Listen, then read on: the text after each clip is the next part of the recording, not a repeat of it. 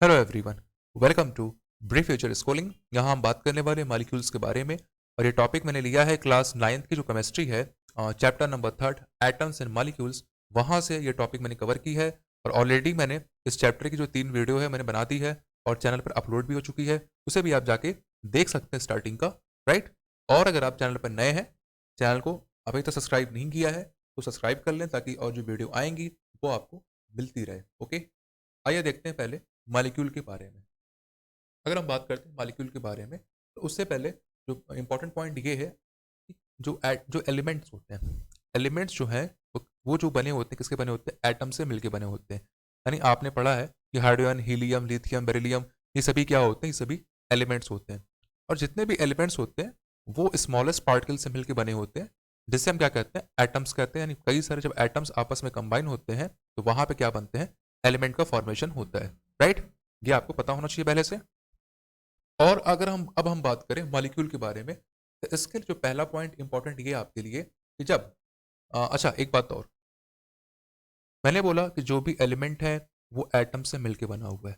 अब एक एलिमेंट के अंदर जितने भी एटम्स होंगे, एक एलिमेंट के अंदर जितने भी एटम्स होंगे उन सभी एटम का जो प्रॉपर्टी है, जो नेचर है, जो शेप है, साइज है, वो एक जैसी होती है।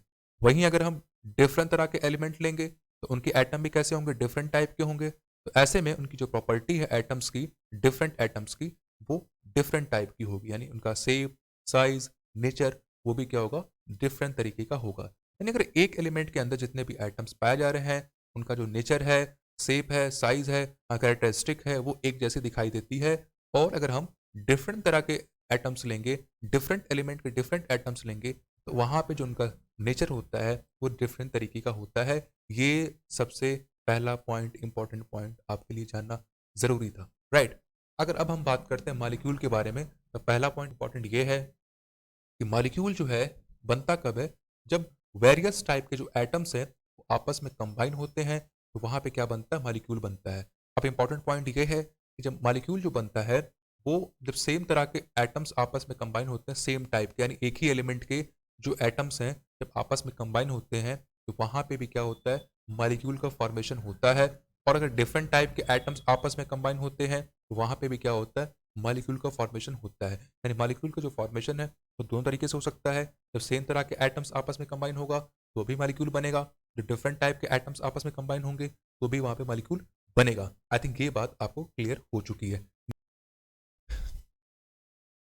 नेक्स्ट पॉइंट ये है कि these atoms are bound together by certain force of attraction. अब देखिए यहाँ पे मैंने बोला अभी कि जब एटम्स आपस में कंबाइन होता है तो वहाँ पे क्या बनता है, मॉलिक्यूल बनता है। और ये जो एटम आपस में कंबाइन होता है वो एक तरह के फोर्स से कंबाइन होता है जिसे हम क्या कहते हैं, फोर्स ऑफ अट्रैक्शन कहते हैं, राइट। यानी जो एटम्स आपस में कंबाइन होता है वो एक फोर्स की वजह से आपस में कंबाइन होता है, जिसे हम कहते हैं कि एक तरह क्या होता है, वो फोर्स ऑफ अट्रैक्शन होता है जो एटम एटम के बीच में लगता है और फिर वो कंबाइन होते हैं आपस में और क्या करते हैं, मॉलिक्यूल का फॉर्मेशन करते हैं, राइट। और आपने ये भी पढ़ा होगा कि एटम के बीच में जो फोर्स लगता है, फोर्स ऑफ अट्रैक्शन लगता है, उसे हम कहते हैं इंटर मॉलिकुलर फोर्स कहते हैं, इंटर मॉलिकुलर फोर्स कहते हैं। और अगर वहीं हम बात करते हैं जो उनके बीच में जो स्पेस होता है उसे हम कहते हैं इंटर मॉलिकुलर स्पेस कहते हैं, राइट। ये आपने पहले पढ़ा होगा, राइट। आगे बढ़ते हैं। Atoms of the same element or different elements can bind together to form molecules।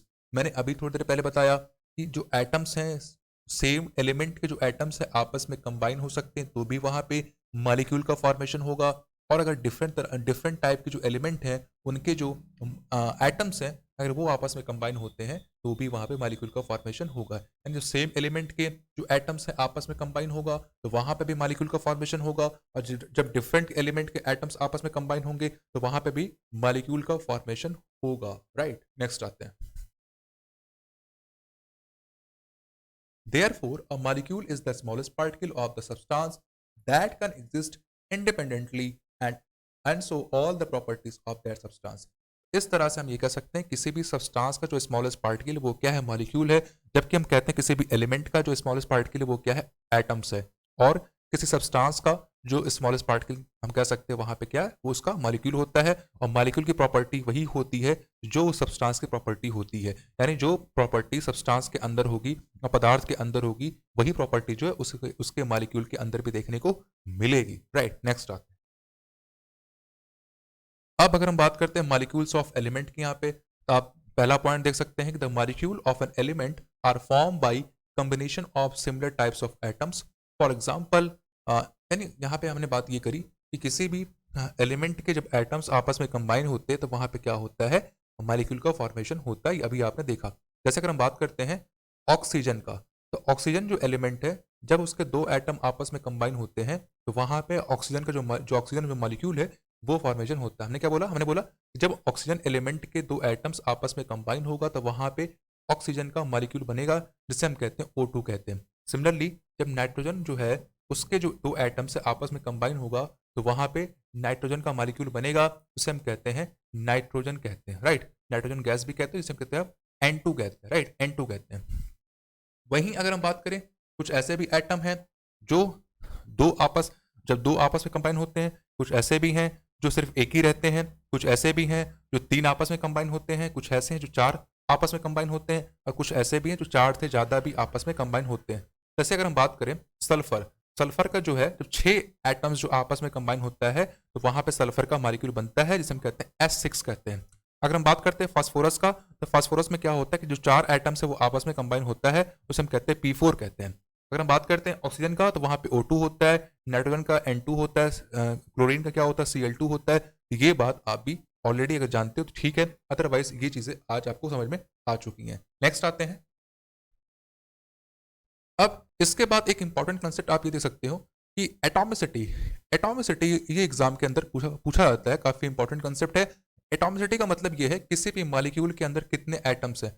अभी आपने देखा कि जो मॉलिक्यूल का फॉर्मेशन होता है वो एटम के आपस में कंबाइन होने की वजह से मॉलिक्यूल का फॉर्मेशन होता है, यानी एटम जब आपस में कंबाइन होते हैं, एक दो तीन चार या फिर उससे ज़्यादा, तो वहाँ पे मॉलिक्यूल का फॉर्मेशन होता है। लेकिन इसी तरह से तो उसके जो आगे की बात ये कहता है कि किसी भी मॉलिक्यूल के अंदर जितने भी एटम्स होते हैं उसको हम कहते हैं एटॉमिसिटी कहते हैं। किसी भी मॉलिक्यूल के अंदर जितने भी एटम्स होते हैं उसे हम क्या कहते हैं, उसे हम कहते हैं मॉलिक्यूल सॉरी उसे हम क्या कहते हैं, एटॉमिसिटी कहते हैं। राइट, अब बात ये निकल के आती है कि अगर किसी मॉलिक्यूल के अंदर सिर्फ एक ही एटम है तो उसे हम कहते हैं मोनोएटॉमिक। अगर दो एटम है डाईएटॉमिक, तीन एटम है ट्राईएटॉमिक, चार एटम है तो टेट्राएटॉमिक, चार से ज़्यादा है तो पॉलीएटॉमिक। यानी अगर वहाँ पे कोई मॉलिक्यूल बना है वो सिर्फ एक एटम से बना है तो उसे हम मोनोएटॉमिक बोलेंगे। अच्छा, मोनो का मतलब होता है एक, डाई का मतलब होता है दो, ट्राई का मतलब होता है तीन, टेट्रा का मतलब होता है चार, और पॉली का मतलब होता है कई सारे। पॉली मतलब होता है चार से ज़्यादा या फिर कई सारे कहते हैं। राइट, ये आपको पता होना चाहिए। तो बात ये निकल के आई कि अगर सिर्फ एक ही एटम का मॉलिक्यूल है तो उसे हम कहते हैं मोनोएटॉमिक।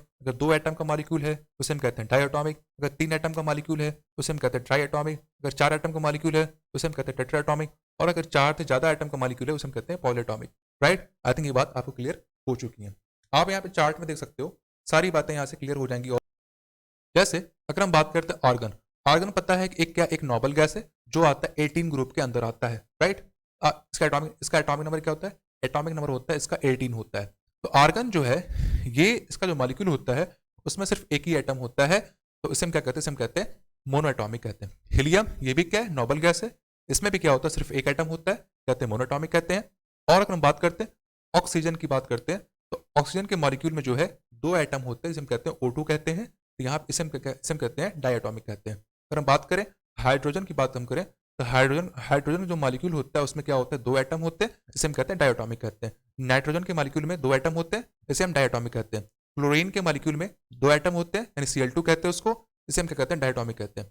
फास्फोरस का जो मॉलिक्यूल होता है उसमें क्या होता है, उसमें चार एटम होता है, जिसे हम कहते हैं P4 कहते हैं। फास्फोरस का जो मॉलिक्यूल होता है उसमें चार एटम होता है, जिसे हम कहते हैं P4, यानी मतलब क्या होगा, ये टेट्राएटॉमिक हो गया। और अगर हम बात करते हैं सल्फर की, सल्फर का जो मॉलिक्यूल होता है उसमें छह एटम होता है, जिसे हम कहते हैं S6 कहते हैं, यानी इसे हम कह सकते हैं क्या, ये है पॉली एटॉमिक है। राइट, तो ये ओवरऑल जो कंसेप्ट था मैंने सारी बातें यहाँ बता दी है। अगर कोई डाउट है आप कमेंट सेक्शन में कमेंट करके मुझसे पूछ सकते हैं। और बस इतना ही। वीडियो को लाइक करें, सब्सक्राइब करें, शेयर करें। Thank you so much.